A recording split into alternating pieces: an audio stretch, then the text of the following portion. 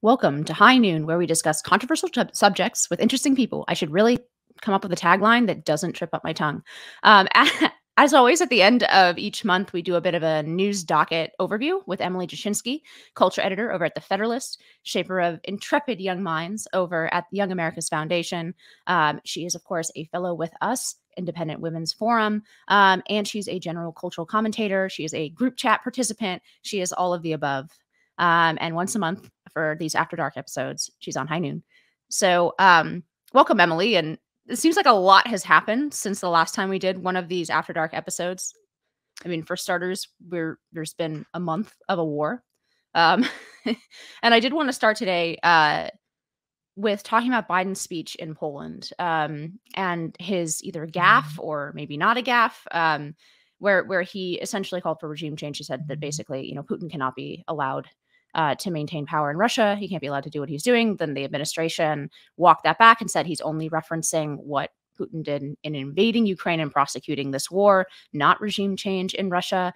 But initially, everybody read it in the plain, straightforward manner, which I think it in a plain reading, his comments did appear to call for regime change in Russia. What do you think about how the Biden administration has handled this, quite aside from, we know that the Biden administration is sort of incompetent and feckless, but it seems to me there hasn't been, it's even worse than usual, there hasn't really been like a strong actual consistency in the messaging. We seem to be, on the one hand, very clear about not being quote unquote escalatory. And some of our actions have been that way, right? We've stopped, for example, the MiGs transfer to Ukraine from Poland to Ukraine. On the other hand, there are these like throwaway comments and this entire framing of the war as, liberty versus tyranny. It seems like this administration doesn't really have, whatever their foreign policy is, it's not coming through consistently in a way that is predictable from the administration. And that seems to me, regardless of where you fall on in terms of how we should deal with this situation, that seems to me to be a dangerous combination. What do you think? It's funny you say that, because actually when Hill TV got booted from YouTube for a week, it was over a video conversation in which Ryan Grimm was asking me if Trump had this madman theory in his favor when dealing with foreign relations, right? So if Trump was so unpredictable that it actually benefited the United States because it made world leaders afraid of him in a way that Biden or any other sort of blob denizen doesn't have. It doesn't give you an advantage over somebody who is like Brookings Institute certified. And I think the answer to that question, as I said then, is yes. But Biden is unpredictable in a very different way. He's unpredictable in the sense that you can never expect him to sort of project whether you can't expect him to project an accurate depiction of what the policy is. The policy is not going to change. Whatever Biden wants to do is going to be what the blob and the foreign policy establishment wants to do. Whether he expresses that accurately is a different question. And what it does actually is just project the opposite of strength. It projects confusion, and it projects this image of a leader who is not in control of himself or of his policy, which is a very, that is a very dicey and I think frightening and disadvantageous thing in these sort of nuclear races, these nuclear these nuclear cold wars, and these nuclear politics. That's not good, because the decision the opportunity to make any decision rests with one person in many cases, and that means that many people are involved in the process, but it ultimately comes down to one person. And if that one person's faculties are in question, it doesn't look good for their country or the country that they're representing. So I think it's been good that, to an extent, the Biden administration is too incompetent to escalate. If they wanted to execute an escalation, I don't know that they have the competence to do that. But then that's also a little frightening. Like, if they actually started to try and escalate, where might that take us? I just think Biden sort of the same instincts that led him to push back a bit on the blob when it came to Afghanistan, the blob and the generals when it came to Afghanistan. So far, listen, from 30,000 foot view, I'm glad that, Lindsey Graham is not president right now, honestly. I think it's a really good comparison you drew. I don't think necessarily with Lindsey Graham, but with Trump in terms of unpredictability. Because you're right, Trump was famously sort of unpredictable in the sense that people, and especially probably foreign actors, legitimately sometimes feared that he was crazy and that he could do anything. And that's actually not the first time in our history that that's been our advantage for, Andrew Jackson famously, like he won a lot of his foreign policy goals simply by being so belligerent and crazy. And nobody was sure that he wouldn't start a war, for example, over a question of honor, like France paying back the United States the money that it owed, even though France and the United States were allies, right? Nobody was sure that he wouldn't go to war over those kinds of issues, even though a war between the United States and France at that point would have been very, very lopsided, right? Against the United States' favor. There is a certain, there is a certain power that comes from, it's cliche to say, power, like that strength actually delays or prevents warfare, but that I do think, and I think apparently there's a poll that shows something like 60+% of Americans agree with this, that this would not have happened under Trump because Putin was actually afraid of what Trump might do, and because he was unpredictable. But you're right, this is a completely different kind of unpredictability under Biden. It's this bizarre, like, the need to be very rhetorically strong, almost in a domestic context, about this war. But there's a tension between his words and his actions. He's on the one hand framing this as something like the moral arc of history, right? And tying it to all of the domestic sort of pronouncements of the left. And then at the same time, he's being provocatively weak in sort of executing on this arc of history. That's a good way to say it. Provocatively weak. Yeah. And I actually think this is worse, right? Like I'm probably more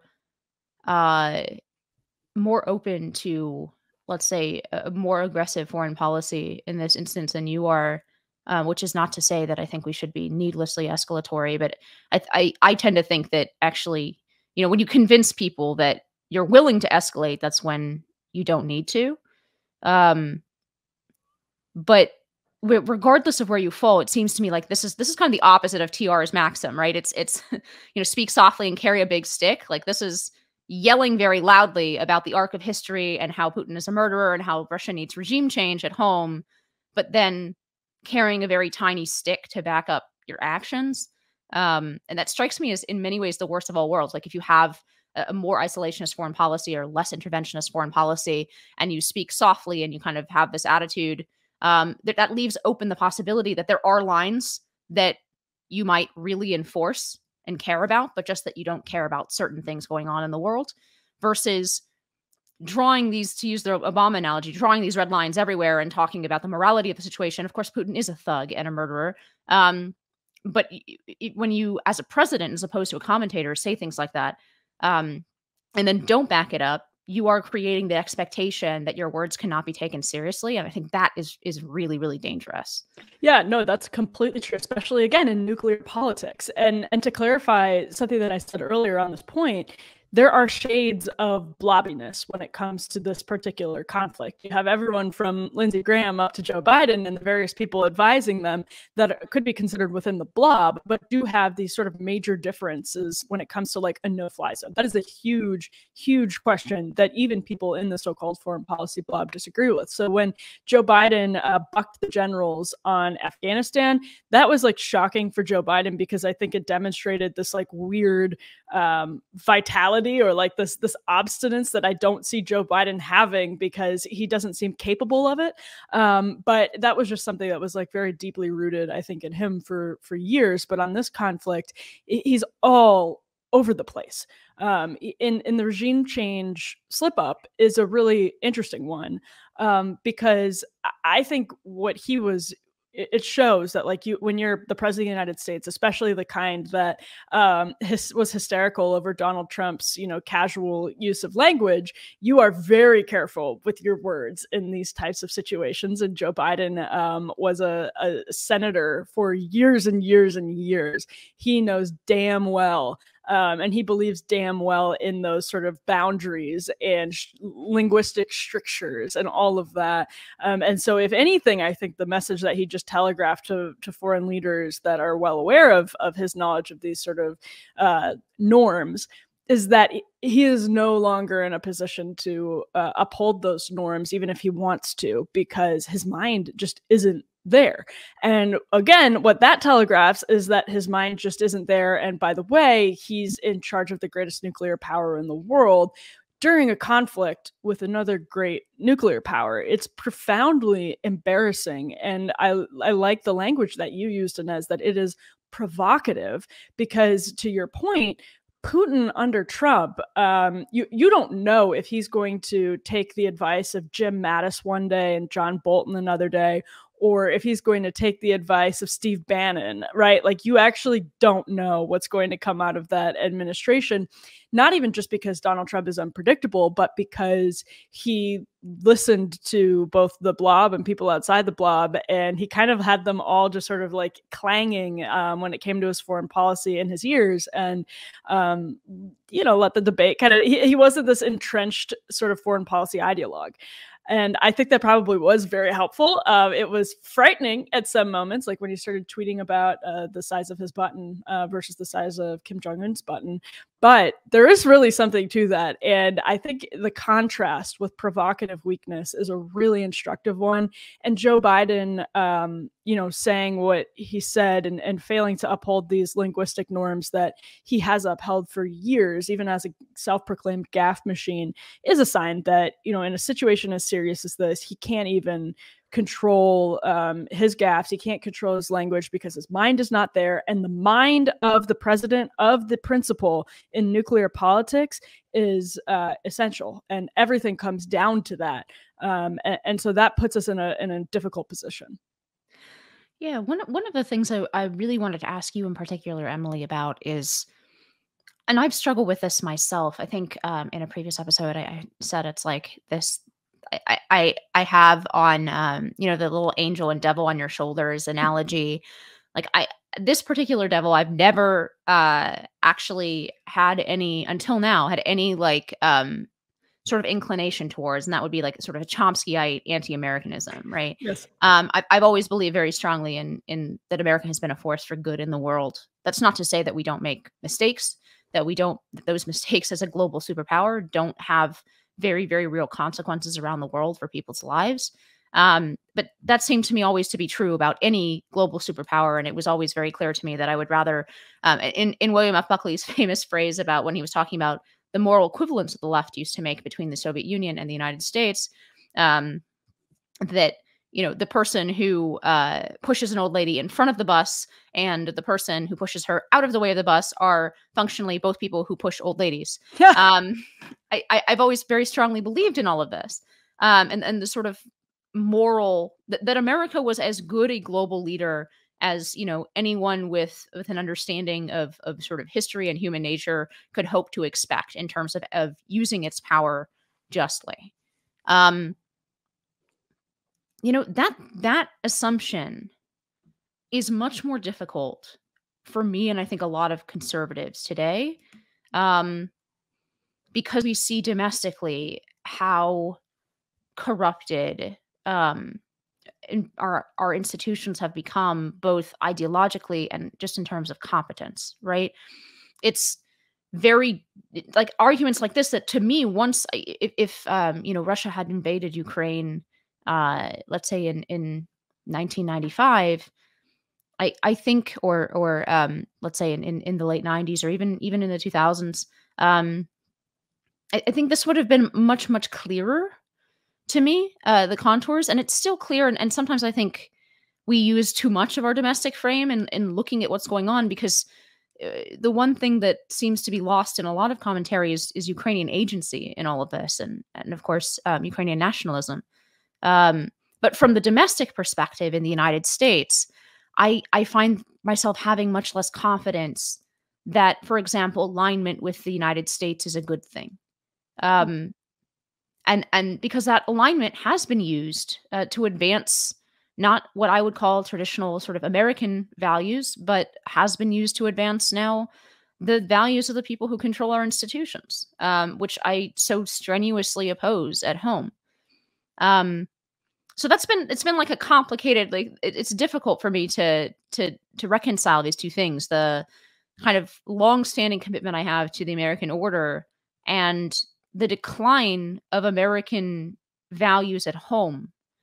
I don't know how you square those two things, but it is now like a difficult question for me in a way that it never would have been before really imbibing, and I think especially after the pandemic, how unserious and how like this stuff doesn't just dissolve when we're confronted with serious problems, right? I think there's a certain school of thought out there that says, yeah, wokeness is bad at home, like this stuff is bad, but as soon as we really have to confront something serious, it'll fade away. It's really just a sort of ephemera of decadence, right? That will be knocked off as soon as we have to actually confront a rising China or we have real problems. And the pandemic seemed to me to be a rebuttal to that idea that, in fact, even when we do confront real serious problems, we can't be competent and apolitical and set aside the fact that wokeness has taken over these institutions. I think it is still a black and white, simple question. And I think America is clearly on the side of right still, but it is, I completely agree with you that the lines have been blurred on some important sort of matters if you're making a pro-con list, that some of those questions, because the reason also, by the way, to remember that this is still, I think, black and white is that you and I are sitting here having this conversation.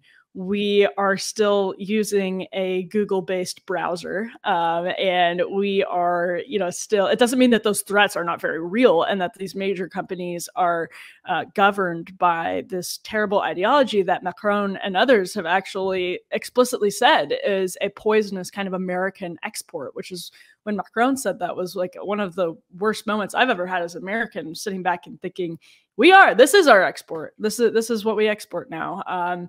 We don't have Detroit, we have Providence, and the ideology of students in Birkenstocks at in the Brown Women's Studies Department. It's a little bit different than cars. But anyway, that's a digression. So I think that is true. Although I would say, because that America still has fight in it, because the institutions formed on the bedrock of our Constitution are still fighting for the principles on which they were founded.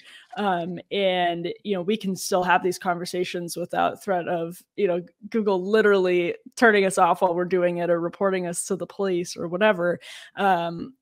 We are still in contrast with Putin's Russia, or let's see, China, or Middle Eastern countries, some Middle Eastern countries, for all of our faults.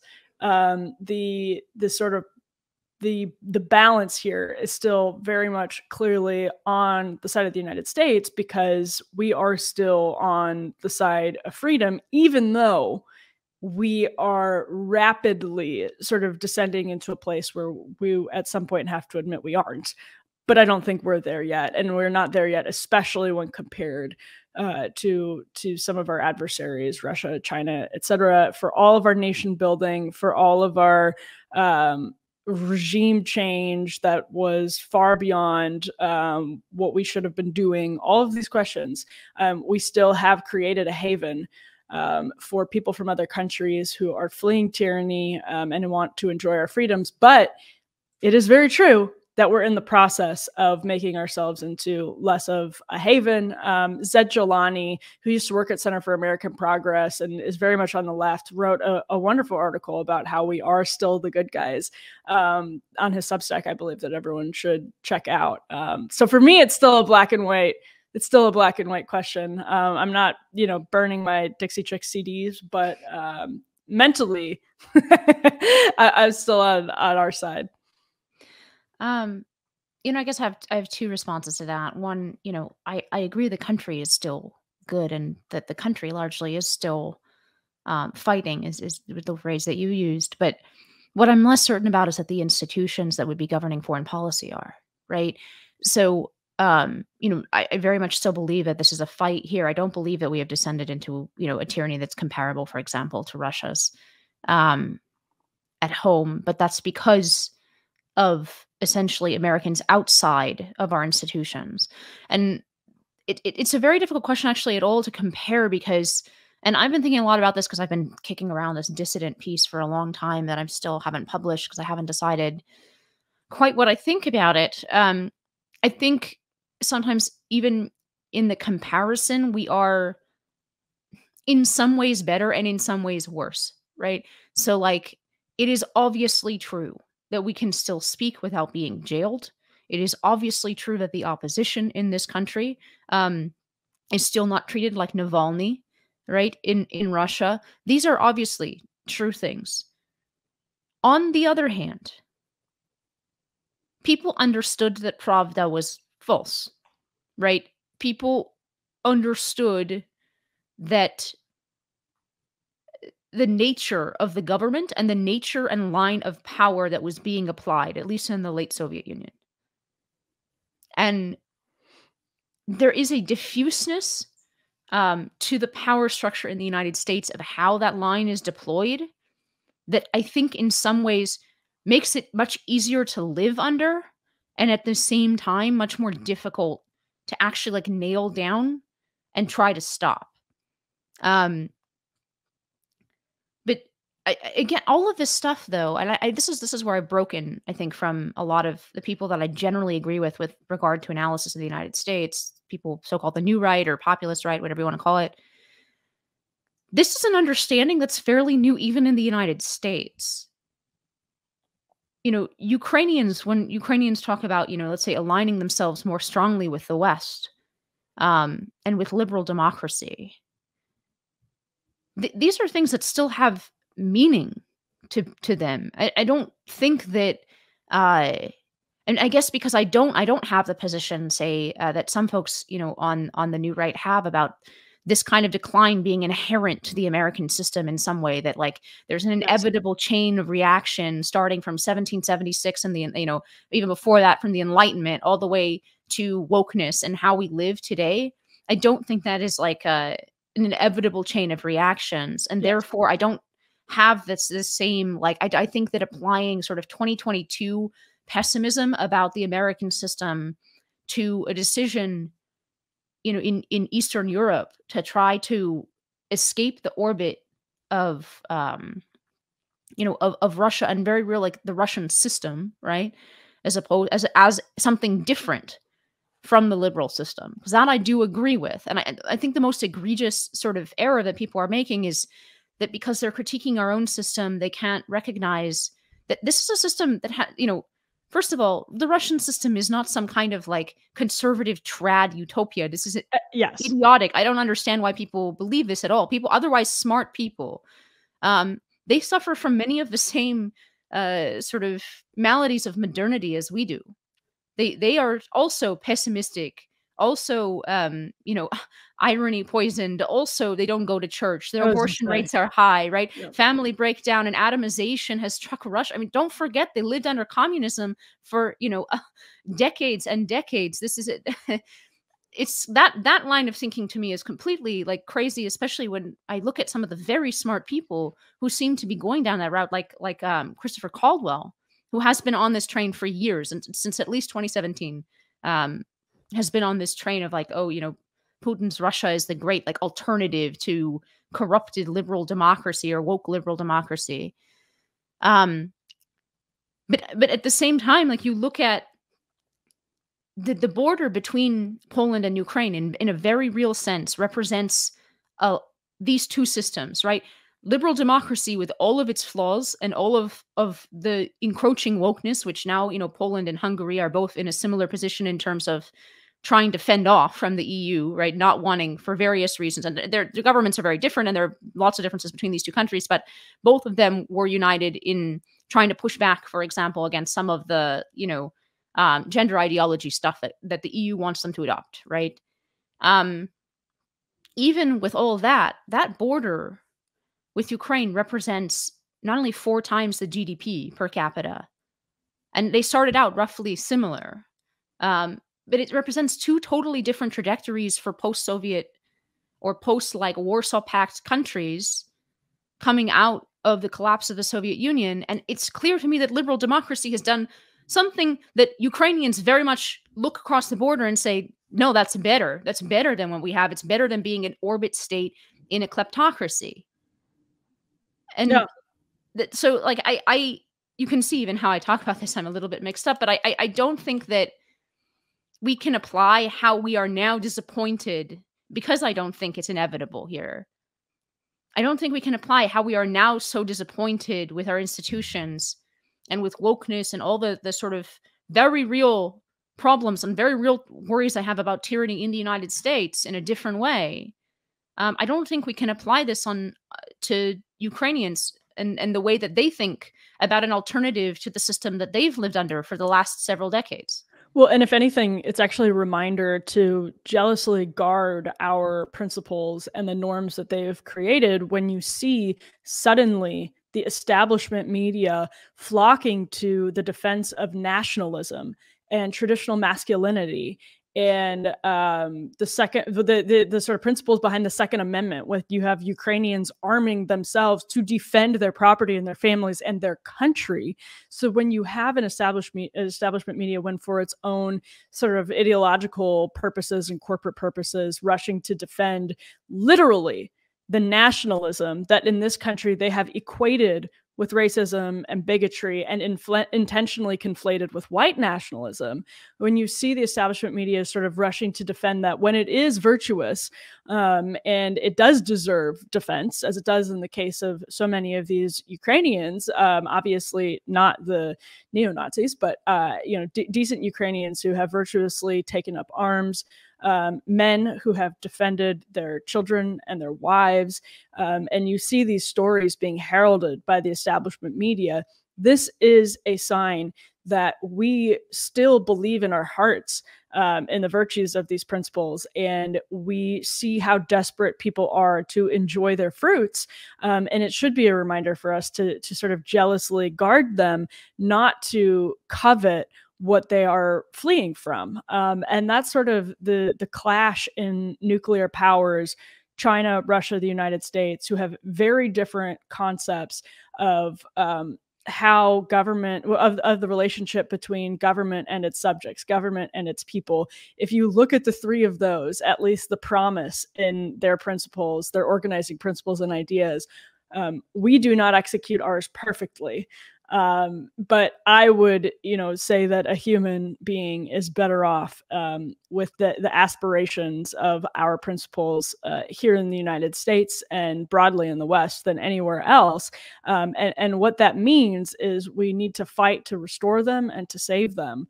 But we are lucky that we do have a constitution that, for the time being, and I don't disagree with you at all, Inez, and we had this conversation on Federalist Radio Hour last week about how precarious this is, about how close we are to sort of descending into a place where the Constitution might as well just be shredded because nobody has any respect for it anymore, and it doesn't undergird our culture and our economy. I don't disagree that we are rapidly descending with every new graduating class from the academy into that hellscape.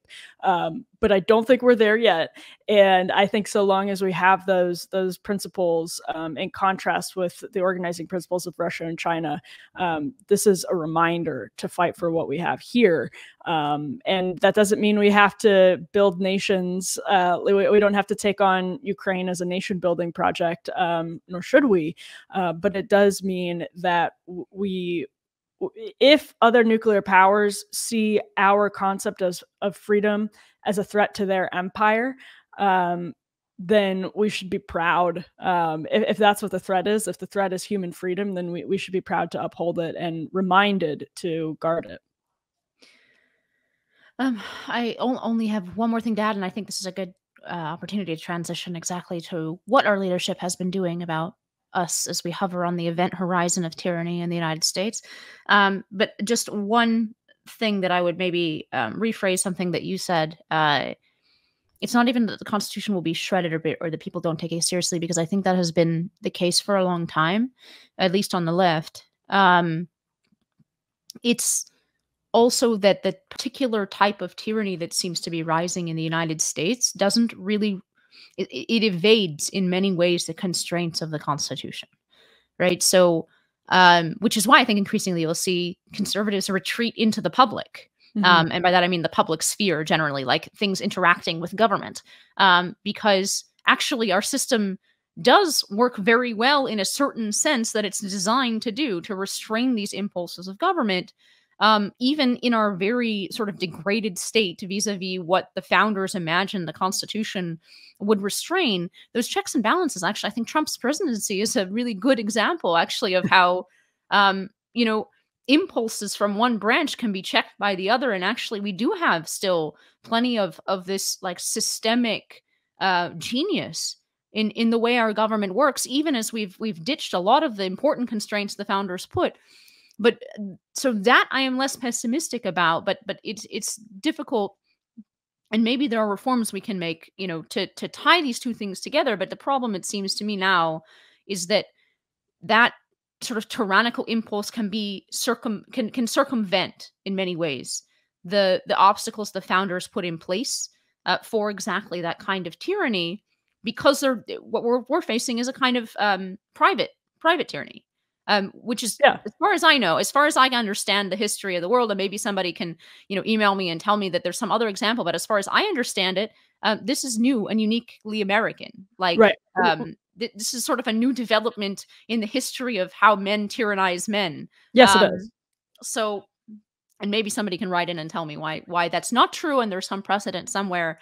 But it's a very different problem. But let's. Well, I was going to say quickly, that's why those romantic sort of overtures to human freedom that I just said fall flat on a lot of people these days, because they'll say, well, it's the human freedom to pretend gender isn't real and to live in a postmodern dystopia. And again, yes, but it's better. It is far superior to the concept of freedom that is enforced in China and Russia, certainly.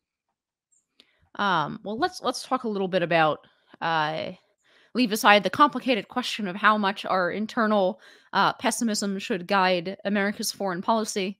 But how about, I think it's a pessimism that is not apparently shared by Republican leadership. I say that because they seem to be operating very much on assumptions that were outdated probably even in 2012, but are certainly outdated now. And so the newest sort of outrage for me, and the thing that sent me into a rage spiral in the group chat that Emily and I share with Rachel Bobard, which we sometimes do a podcast version of that group chat over at the Federalist Radio Hour. So if you're interested in that, you can check that out. But the most recent ragey thing for me was that we have edited the Violence Against Women Act quite substantially in ways that I find very, very worrying. And it was just slipped into the omnibus, signed into law. It was passed out of committee by including Republicans, right? And it received Republican votes overall for this bill, which apparently also included, of course, aid to Ukraine. So it was very, very difficult for people to vote against, and when that clearly should have been a separate vote as opposed to all the other goodies that the left wanted. But in any case, this became law with very little Republican objection. And those changes are that psychological abuse, which does not have a good definition, among other sort of ill-defined words, has been sort of retooled with a lot of consequences for college campuses. So the worst case scenario for this piece of legislation is something that is basically like Title IX Inquisition courts that we are familiar with now since the Obama administration, that the Trump administration attempted to deal with through Title IX, which is to say mere accusation is taken as proof of guilt. There are massive consequences assigned to often young men, almost always young men, in these situations without anything that would be recognizable as due process, which is why a lot of these courts, quote unquote, kangaroo courts or whatever, on campuses keep getting smacked down by actual courts. But for me, there's the potential here for this piece of legislation, which became law with basically no objections from the GOP, some very small, like some very brave and small voices aside. It has the potential to create that kind of inquisition environment, not for drunken hookups, but for relationships and perhaps like breakups and stuff like that. And that seems to me to be a really bad idea, to say the least. But the question that I wanted to ask you about this is, how is it that the leadership of the Republican Party, and generally, I think, of sort of the right in this country, still doesn't understand? Here we are spending the last half an hour waxing sort of depressingly philosophical about whether or not the U.S. really can hope to stand for freedom abroad as we teeter on the event horizon of tyranny at home. And yet, not only are our leaders not as pessimistic as us, they don't even seem to think that this is any political moment out of the ordinary. I don't know. And this is something I I guess I remember this would have been 2014. I think IWF at the time had a briefing on the problems with VAWA. So this is pre-Trump, and you've been working on this issue for a very long time. Yeah. Yes, and sort of dissident feminists. And the reason that I was at this briefing, I think it was on the House side. It was on the Hill. I think the reason I was at this briefing is because they invited Christina Hoff Sommers, who I was working for at the time, and has been. There have been sort of dissident feminists and sort of feminist writers who have been concerned about the problems in this legislation that keep happening, and without Republican backlash at all, because Republicans, and I remember this very much from this particular briefing, whenever you talk to actual elected members of Congress or people at sort of the establishment apparatus, they are terrified to touch these issues. And even post Youngkin, even post Trump, when it comes to women, they still are. And that's kind of fascinating, because it's a little bit different than where you see the left go wildly over the top when, you know, you're racist if you disagree with CRT, and you're a bigot if you disagree with Leah Thomas. All of those things Republicans are leaning into and have gotten better, not great, but better at fighting. And sort of the RNC has learned that this is, to Inez's point, as she always says, that the culture war is the big tent. But I think because for so long, there was just fear. I mean, the way you had to talk about this had to be perfectly focus grouped. If you thought it was worth delving into this issue, if you were one of those brave people who did, you had to be perfectly focus grouped, and you had to, you know, talk like a liberal about women, and women, blah, blah, blah, blah, blah. It's just dumb. Instead of saying, listen, this is anti-woman, this is misogynistic, this puts women at risk, this is doing the bidding of the radical left at the expense of average middle class working women. You know, there's just still no will to talk about that. And I think this issue has gone under the radar for so long because of that even now it still exists. I think it's amazing, and actually a really fascinating case study.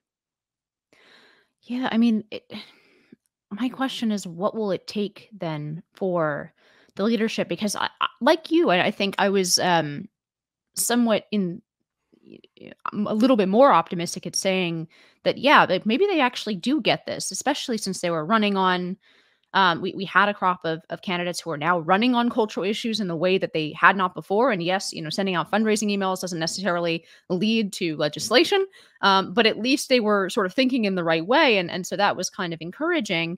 But it really has not seemed to translate into an agenda. And that was always the big question for me, right? Is talking about these issues more, is it going to translate into actual policymaking and prioritizing of cultural issues that have gone by the wayside for so long and so many recent stints in power for the Republican Party.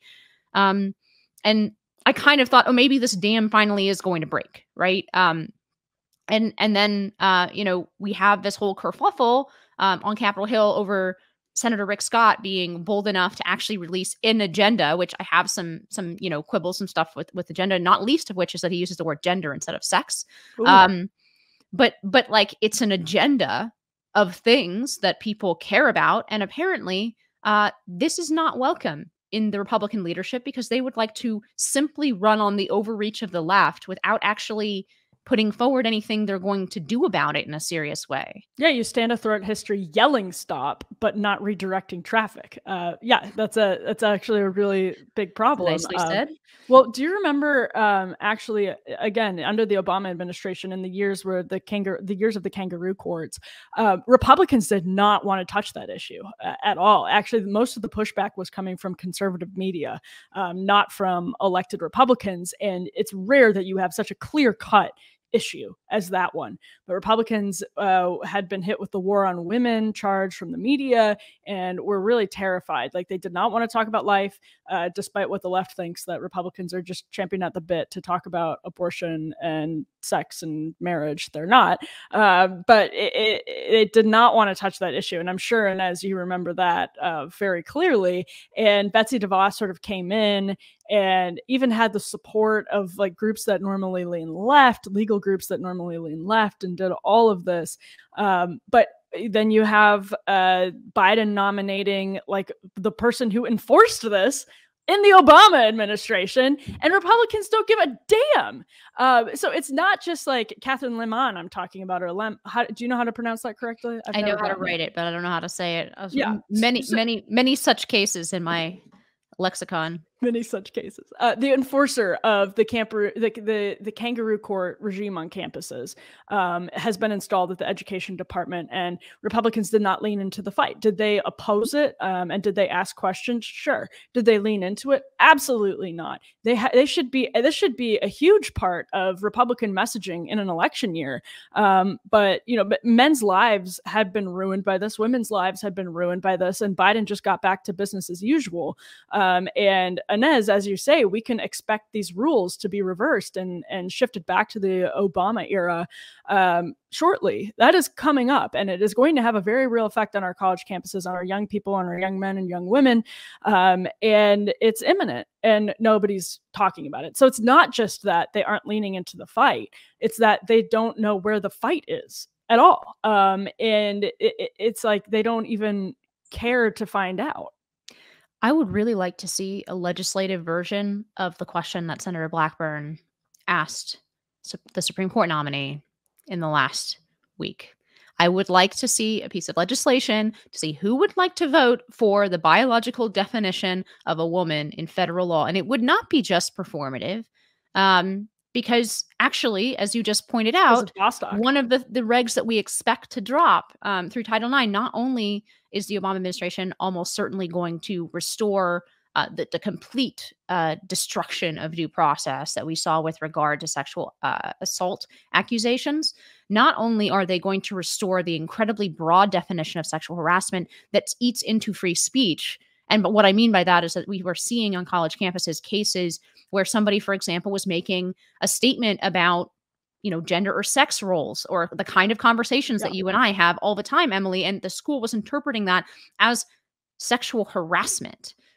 So that standard is probably being restored. So not only all the bad stuff that we had under Obama that did lead to so much confusion and frankly so many ruined lives on college campuses, that's all coming back. But in addition, we are probably going to get regulations that define sex in Title IX as gender identity. Yes. Including gender identity, right? And remember, John King did that in the last months of the Obama administration via a letter, in the same way that the Title IX regime had been enforced, that changed the interpretation of Title IX to not just sex, but that sex also includes gender identity. They did that with a freaking letter.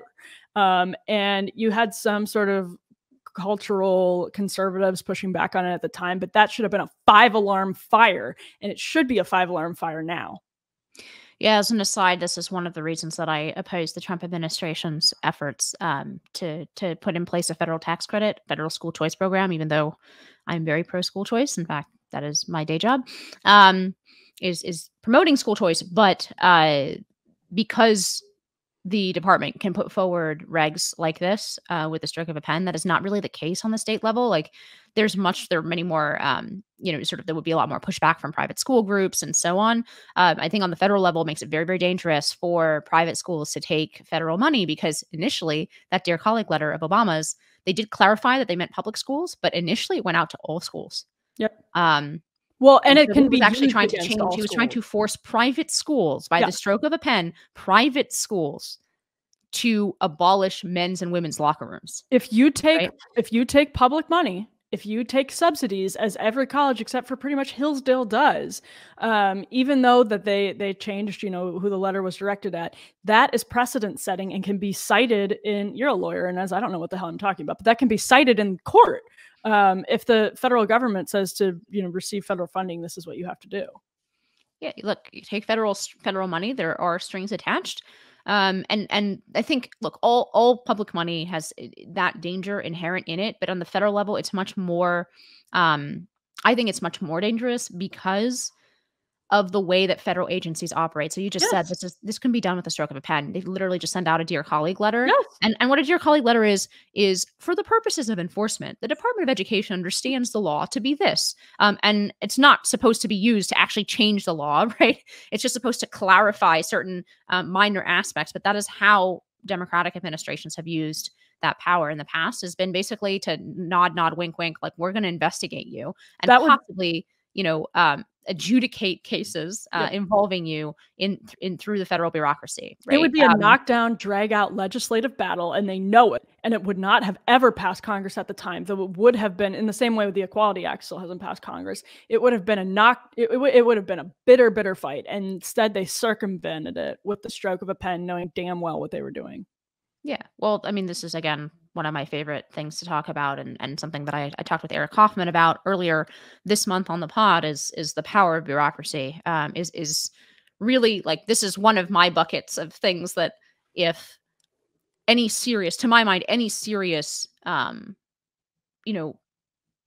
say Republican backlash that comes into power, any serious bunch of policymakers have to consider the power of unelected bureaucracy, because they all have been a powerhouse in just circumventing public debate. Having a majority doesn't matter if the people making decisions have no accountability to the majority at all. And increasingly, that's what happened in the last 2 years. That's what's happening with a lot of these woke issues. It is not going through the legislature. On the K-12 level, it's often not going through the school board. It's going through the district bureaucracy. Right. That a lot of these policies, for example, the gender policies, a lot of the gender policies go through the district bureaucracy. They do not ever land on, say, the docket for a city council meeting or for a school board meeting. Right. So a lot of this really does circumvent democracy for exactly the reason that you say, Emily, which is they want to avoid the public debate, and they want to just quietly implement more and more radical policies through essentially bureaucratic standards. Right. Best practices standards, or through the promulgation, I don't even want to call it regulation, because regulation requires notice and comment. It's just these Dear Colleague letters that go out, and all of a sudden it seems like every school is following this policy. Well, it's because there was a letter that was sent out that said, if you don't follow this policy, we might prosecute you. Well, and then there's the education department has also enforced different standards when it comes to race, and they've done it with strokes of pen and unelected bureaucracy. We have transferred so much Article 1 power to the executive branch. We are not functioning in the way that we're supposed to, that's for sure, let alone at a country that has grown to this size. I mean that in terms of population and geography. It's completely anathema to how the system's supposed to work. Finally, I would be amiss if I did not ask Emily, culture editor, about the biggest pop culture event of the month, which was, I guess I'm now going to be calling it SlapGate at the Oscars. So which I actually saw live, which I almost never do. I haven't watched. I'm shocked. Annette's told me this. I was like, you were watching the Oscars? A friend of mine had like a little watching party, and so my husband and I, we went and we watched this live, and it was the most exciting thing that has happened at the Oscars in a long time. You know, there's been so many takes around this. Obviously, Will Smith slapped Chris Rock for making a joke about his wife and her haircut, which is apparently due to alopecia. The fact that she's bald-ish, she has some hair, like, but very, very short, it has to do with a condition she has. And Chris Rock made a joke about it, and Will Smith slapped him. So, Emily, culture editor, what should we think about this? Okay, so this is a perfectly debatable situation, right? Because it's a Rorschach test, and we have this question of masculinity at the center of it. So, is it masculine or is it petulant? Is it virtuous or is it petulant to defend your wife's honor when the joke is basically that she looks like she might be starring in G.I. Jane 2? Well, first of all, celebrities need to be bullied more often by other celebrities, by journalists. That just needs to, by comedians. First, Emily is pro-bullying. Oh, I absolutely am pro. This is Joan Rivers, and this is what comedians used to do, and this is what the entertainment media used to be a little bit better at. You have to hold celebrities in check because they're extremely powerful people, and they have the power to set norms. They have the power to spend vast amounts of money in our politics and in our culture, and they do. And they deserve to be treated basically like politicians are in terms of being held to account by the press. That doesn't mean that artists need to behave like politicians, but they should be, scrutinized in the same way. They're public figures and they are in control of our culture and our politics in many ways, so they deserve that. So is it virtuous or is it petulant? I think given the scale of the joke, it's petulant. The joke was innocuous. If he had said something truly bad about his wife's appearance or character, and not just a minor little quip about her hair, then get on stage. Yeah, sure. I'm much more willing to defend Will Smith in that situation. Chris Rock took it like a man. Will Smith should have taken the joke like Chris Rock took the punch. Will Smith, I think, redeemed himself by then winning Best Actor, which is an award he totally deserved, and saying Denzel Washington and pulled him aside and said, you got to watch out for the devil when you're at your highest moment, because that's when he comes for you, apologizing to the Academy. He didn't apologize to Chris Rock, but it was apologetic, it was sincere, it was tearful in a way that I think is maybe helpful to see this healthy masculinity. I was just trying to defend my wife's honor and protect my family, tied it into the character that he played, that he won the award for. It was almost poetic. So I liked it. I don't think it was like perfect, and celebrities never are, but I don't think I think he sort of redeemed himself. Although the last point I'll add is that Will and Jada Pinkett Smith are deeply weird individuals, as artists, arguably should be, who are not role models for anybody, who have been involved with Scientology,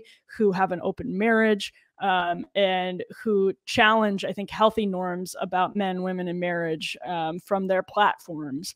And, if Will Smith wanted to protect his wife, as I tweeted, because like Donald Trump, I feel the need to express myself in pithy form on crucial topics. If Will Smith wanted to protect his wife, he should start by insisting on monogamy. What a hot take. Yeah, I've really been trying to avoid like that take. I think is a little ridiculous, considering men have been punching each other and worse over insults to women in their lives for millennia, and far predates, wokeness or this notion that words are violence. There have always been certain things that are provocative enough to sometimes spur violence especially between men. But it's so hard to like avoid these takes. All Twitter, we're recording this on Monday, all of Twitter all today has been takes of varying levels of humor and ridiculousness. Yes. About what this says about our society. And my very, very critical take on this is that I'm really upset that the person who got slapped at the Oscars wasn't Timothy Chalamet. Just for what he was wearing and just his general visage and the way that he is. He looks like a Tim Burton you're pro character. bullying. I'm pro bullying that guy. Yeah, bully In Chalamet. particular. No, for sure. Bully Chalamet. That is 100%. my He take was on a this. terrible Laurie in Little Women. He was good in French Dispatch, but no, I'm all for bullying Chalamet. I think that's great. The more of it, the better. But it is interesting that these were two like major A-listers, and that's part of the reasons that the Oscars have sort of like foundered, is because we have these films that are more niche, and meaning we have these celebrities that are more niche, and Hollywood doesn't know how to create new Will Smiths and new Chris Rocks. And so we're, watching these middle-aged men trade barbs and get slapped. He slapped him on stage at the Oscars, and I don't think we'll have middle-aged A-list celebrities in 20 years to slap each other. And then the Oscars will have 500,000 people watching instead of the very low like 9 million or whatever they had the year before, which pales in comparison. That's how many people, I looked this up last night, watched the VMAs in 2009 when Kanye stormed the stage and tried to take Taylor Swift's award away from her. That's the VMAs. The 2009 VMAs are now at the same level of the Oscars in 2022. I've been trying not to opine, but it's like almost irresistible at this point.